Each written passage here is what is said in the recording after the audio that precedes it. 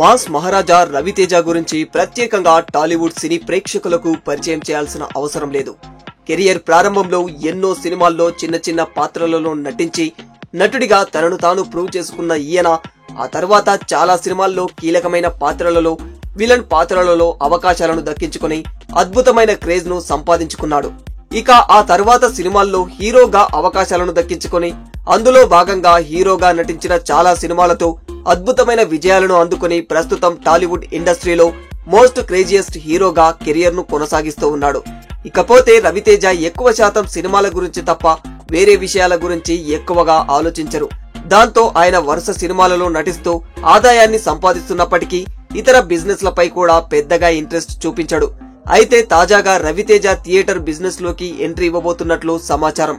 Raviteja, Asian Sunil కలిసి దిల్సుఖ్ నగర్ ఏరియాలో Asian Raviteja పేరుతో 6 స్క్రీన్లతో ఓ భారీ మల్టీప్లెక్స్ థియేటర్ ను రూపొందిస్తున్నట్లు తెలుస్తోంది. ఇకపోతే ఈ మల్టీప్లెక్స్ థియేటర్ ను మరికొద్ది రోజుల్లోనే ఓపెన్ చేయబోతున్నట్లు సమాచారం. ఇలా ఇంతకాలం పాటు కేవలం సినిమాలలో నటిస్తూ ఆదాయాన్ని సంపాదించిన రవితేజ ప్రస్తుతం థియేటర్ బిజినెస్ లోకి కూడా ఎంట్రీ ఇవ్వబోతున్నట్లు తెలుస్తోంది. ఇదిలా ఉండగా రవితేజ ప్రస్తుతం మిస్టర్ బచ్చన్ అనే సినిమాలో హీరోగా కూడా నటిస్తూ ఉన్నారు.